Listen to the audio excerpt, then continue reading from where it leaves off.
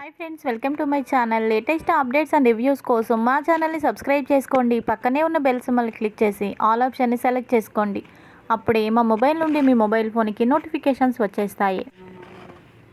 బాలు కాలు మీనా కడుగుతుంది. ఇక పంతులు గారు, అమ్మా ఆయన మీ కాళ్ళు కడగమని చెప్పాను ఆయనకి, మీరేంటి ఆయన కాళ్ళు కడుగుతున్నారు అని అంటే, పంతులు గారు ఆయన నాకు దేవుడితో సమానం, పతియే ప్రత్యక్ష దైవం అంటారు కదా, అందుకనే మీరు చెప్పకపోయినా నేనే చొరవ తీసుకొని ఆయన కాళ్ళు కడిగాను అని అనడంతో ఇక పంతులు గారు, అమ్మా మీరు చెప్పింది అక్షరాల నిజమే, భార్య భర్తకి దేవత అయితే భర్త భార్యకి దైవం.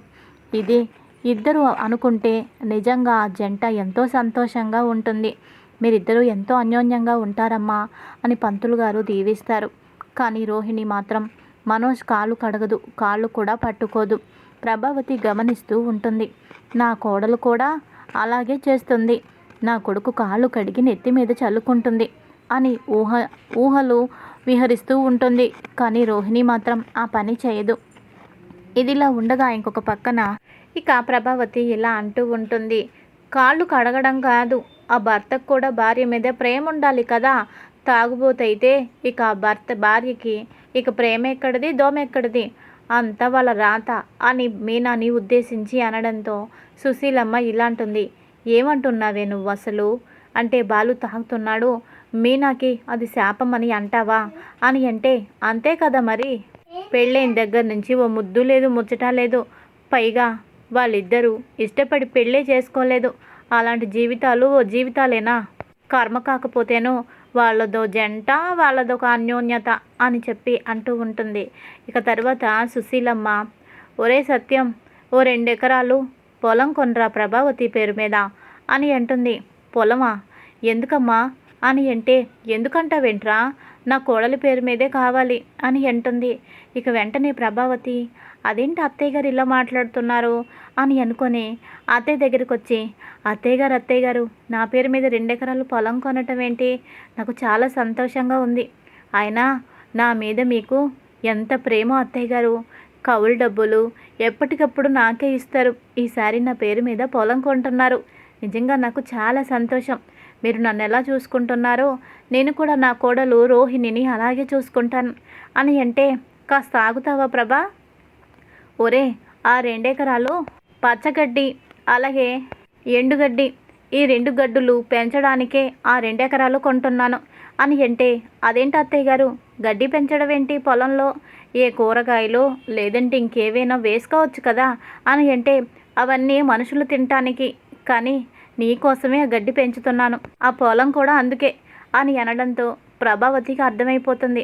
అర్థమైంది అత్తయ్య అని అంటే, అర్థమైంది కదా, ఎంతకంటే ఇంకా నేను ఏమి ఎక్కువ చెప్పినా బాగోదు, నీ కోడల దగ్గర నీ పరువు ఇంకా దిగజార్చుకోవద్దు, బాలు ఎందుకు తాగుతున్నాడో, వాడు ఎందుకు అలా ఉన్నాడో నీకు మాత్రమే తెలుసు, తెలుసుకోలేని గుడ్డితనంలో నువ్వు ఉంటే ఎవ్వరు చేసేది ఏమీ లేదు, సరే పూజ అయింది, ఇక బయలుదేరదామా అని అంటుంది సుశీలమ్మ. ఇక కొత్త జంటని అలాగే బాలుని మీనాని తీసుకొని అందరూ ఇంటికి చేరుతారు. ఇంటికి చేరగానే కొంతమంది పోలీసులు ప్రభావతి ఇంటికి వస్తారు.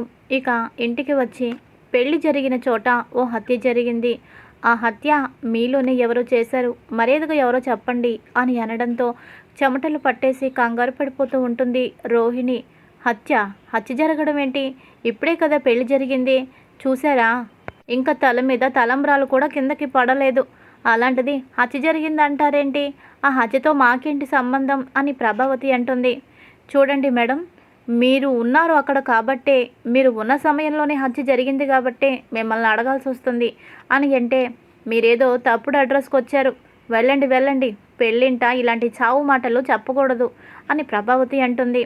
ఇక తర్వాత సత్యానికి డౌట్ వచ్చి, ప్రభా నువ్వు కాస్త ఆగు, ఏమైంది ఇన్స్పెక్టర్ గారు, కాస్త అర్థమయ్యేటట్టు చెబుతారా అని అంటే, చెబుతానండి, పెళ్లి కూతురు రూమ్లో ఓ హత్య జరిగింది, ఫ్లవర్ వాజ్తో నెత్తి మీద దెబ్బ కొట్టి అతన్ని చంపేశారు, తలకి గట్టిగా దెబ్బ తగలటం వల్ల అతను చనిపోయాడు, ఆ రూమ్ మీ పేరు మీదే బుక్ అయింది, రోహిణి గారు ఆ రూమ్లో ఉన్నట్టు మాకు ఇన్ఫర్మేషన్ వచ్చింది, పెళ్ళి తనకే కదా అని అనడంతో చాలా కంగారు పడుతూ ప్రభావతి రోహిణి వైపు చూస్తుంది. అది అత్తయ్య, నాకేం తెలీదు. నాకు ఇలాంటివంటేనే చాలా భయం.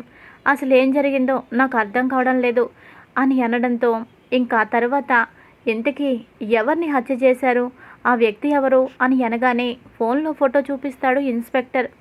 ఆ ఫోటో చూసి ఒక్కసారిగా షాక్ అయిపోతాడు మనోజ్.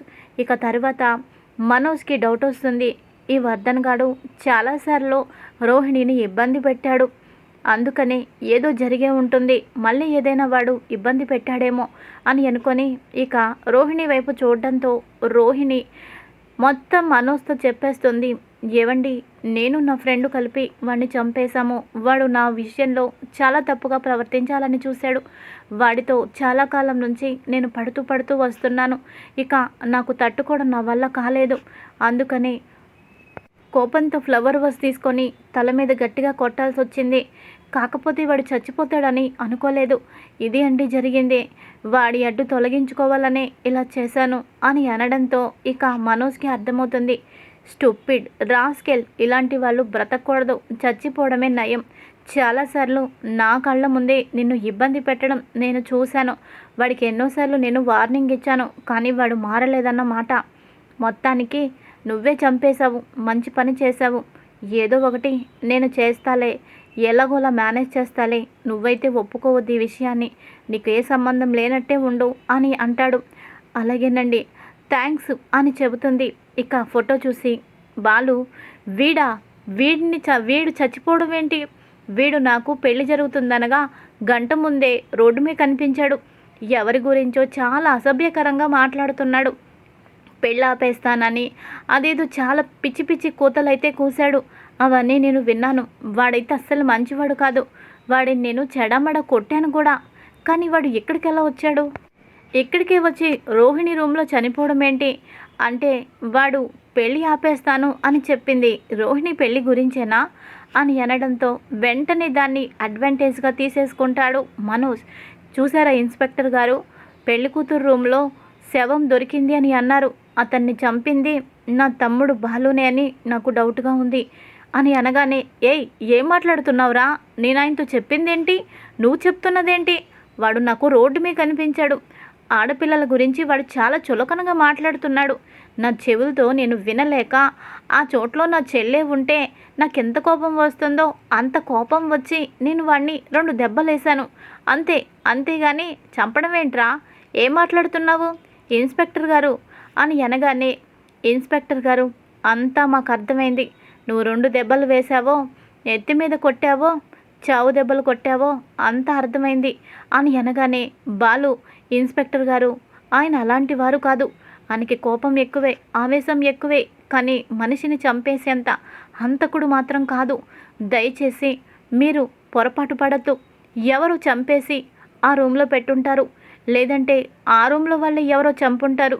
మీరు పూర్తిగా విచారిస్తే నిజం తెలుస్తుంది అని అనగానే ఇక సత్యం కూడా, అవును ఇన్స్పెక్టర్ గారు, నా కొడుకు బాలుకి కోపమే, కాకపోతే మనిషిని చంపేంత మూర్ఖత్వం వాడికి లేదు అని అనగానే, ఇదేంటి వీళ్ళందరూ కూడా బాలుకి సపోర్టుగా మాట్లాడుతూ ఉంటే నా భార్య వాడిని చంపింది అన్న విషయం తెలిసిపోతుంది. రోహిణిని ఎలాగైనా కాపాడాలి, ఈ తాగుబోతు బాలుని ఎలాగైనా ఇరికించాలి. వాడు ఇంట్లో ఉన్న ఒకటే, లోపల ఉన్న ఒకటే, వాడిని లోపలేయించాలి కొన్నాళ్ళు, లేదంటే నన్నే కొడతాడా, నన్ను అవమానిస్తాడా, ఇంట్లో నుంచి ఎత్తుకుపోయిన ఆ 40 లక్షల రూపాయల గురించి నన్ను టార్చర్ చేశాడు, వాడికి జైల్లో వేయించాలి అని అనుకొని, ఇన్స్పెక్టర్ గారు, అంతా అర్థమైంది కదా మీకు, 2 దెబ్బలని చెప్తున్నాడు. 2 దెబ్బలు వేస్తే ఎందుకు చచ్చిపోతాడు, చావు దెబ్బలు కొట్టాడు కాబట్టే చచ్చిపోయాడు. మీకంతా అర్థమయ్యే ఉంటుంది. నేనైతే ప్రత్యేకించి చెప్పాల్సిన అవసరం లేదు, చెప్పక్కర్లేదనుకుంటా. మీ డ్యూటీ మీరు చేయండి అని అనగానే బాలు చేతికి సంకెళ్ళు వేస్తారు ఇన్స్పెక్టర్ గారు. ఇక సత్యం, మీనా ఇద్దరు, ఇన్స్పెక్టర్ గారు, ఆగండి, ఆయనే చంపారంటానికి మీ దగ్గర ఏమైనా ఆధారాలు ఉన్నాయా అని అంటే, ఆధారాలు ఉన్నాయా అంటారేంటి, ఆయనే చెప్తున్నాడు కదా నేను కొట్టాను అని అంటే, ఆయన కొట్టాను అన్నారు కానీ చంపాను అని చెప్పలేదు కదా అని మీనా అంటుంది. మీరేమైనా మాట్లాడాలనుకుంటే అక్కడికొచ్చి కోర్టులో మాట్లాడుకోండి, ఇప్పుడైతే మా డ్యూటీని మేము చేయాలి అని చెప్పి బాలుని తీసుకువెళ్తూ ఉండగా బాలుకి అర్థమైపోతుంది వాడెవడో రోహిణి గురించే తప్పుగా మాట్లాడాడు. రోహిణికి తనకు ఖచ్చితంగా ఏదో సంబంధం ఉంది. రోహిణియే వాణ్ణి చంపేసింది. ఇప్పుడు తెలివిగా మనోజ్ గాడు మరోసారి నా మీద కేసుని మోపి నన్ను లోపల వేయించాలని చూస్తున్నాడు. వాడికి మొదటి నుంచి అలవాటే కదా. వాడు ఏ తప్పు చేసినా అది నా మీద నెట్టేయడం వాడికి అలవాటే. ఇప్పుడు రోహిణి వాడిని చంపేసి నా మీద మరోసారి కేసు అయ్యేలాగా చేశాడు. వీడు అసలు ఎందుకు అతన్ని చంపాల్సి వచ్చింది? చంపాల్సినంత తప్పు పని వాడేం చేశాడు? ఇలాంటివేవైనా ఉంటే మనోజ్కి రోహిణి చెప్పాలి కదా. మరి చెప్పిందా లేదా? ఏదో జరిగింది, ఏదో ఉంది. మొత్తానికి ఏదైతే నాకెందుకు, నేనే తప్పు చేయలేదు కాబట్టే నేను బయటకు వస్తాను. రోహిణికి ఖచ్చితంగా చచ్చిపోయిన వర్ధన్కి ఏదో సంబంధం ఉంది. వాళ్ళిద్దరి మధ్య ఏం సంబంధం ఉందో నేను తెలుసుకుంటాను. వర్ధన్ ఫ్రెండ్స్ని కలిసి వాళ్ళు ఎందుకు ఈ పెళ్ళి ఆపాలని చూశారో నేను తెలుసుకుంటాను అని ఇక వాళ్ళతో పాటు లోపలికి వెళ్తాడు.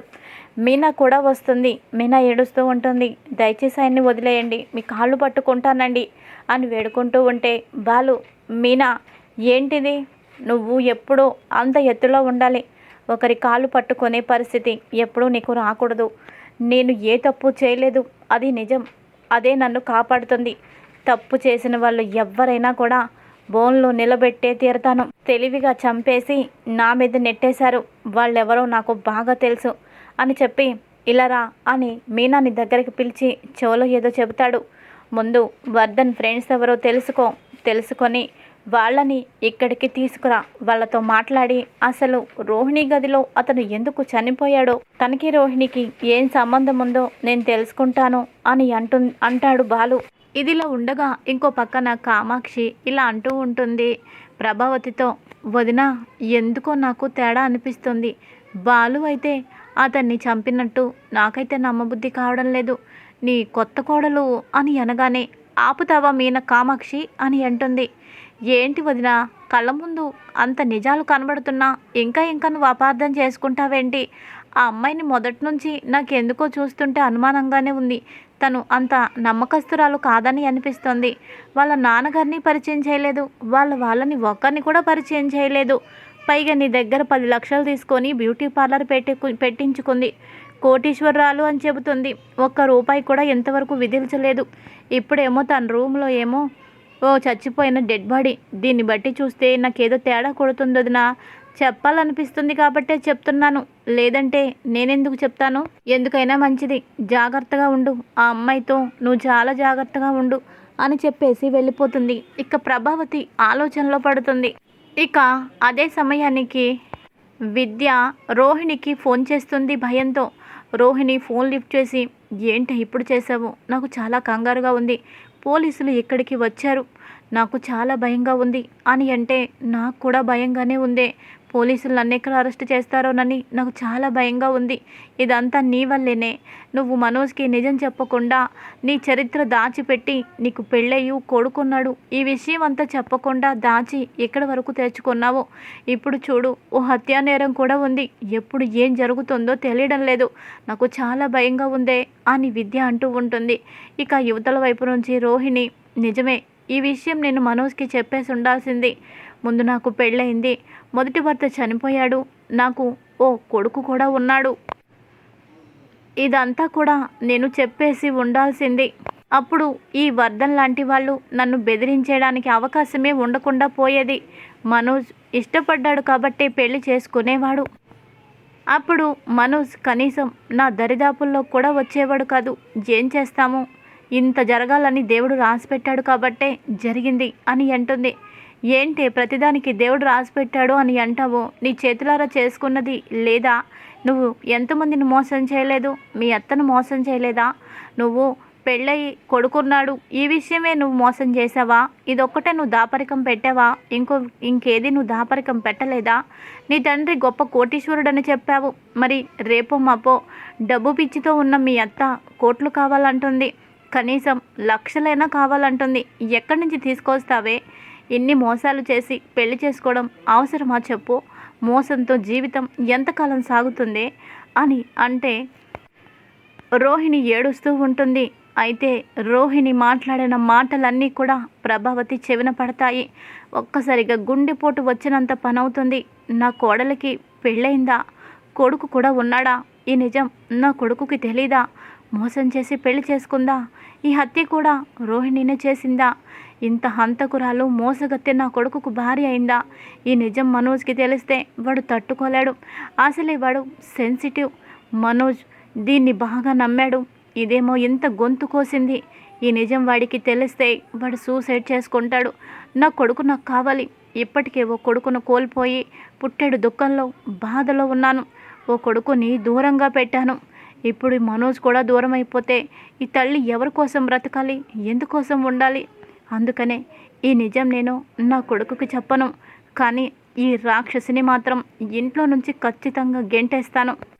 ఈ లెక్కలో పూలమ్ముకునే అమ్మాయి అయినా మీనా 100 రెట్లు బెటరు. ఏదో ఒకటి చేస్తాను అని ఖచ్చితంగా డిసైడ్ అవుతుంది ప్రభావతి. ఇది ఈరోజు ఎపిసోడ్. మరి తర్వాత ఏం జరుగుతుంది? జైలు నుంచి బాలు ఏ విధంగా రిలీజ్ అవుతాడు? ఇదంతా రాబోయే ఎపిసోడ్స్లో తెలుసుకుందాం. Thanks for watching. Hi friends, welcome to my channel. Latest updates and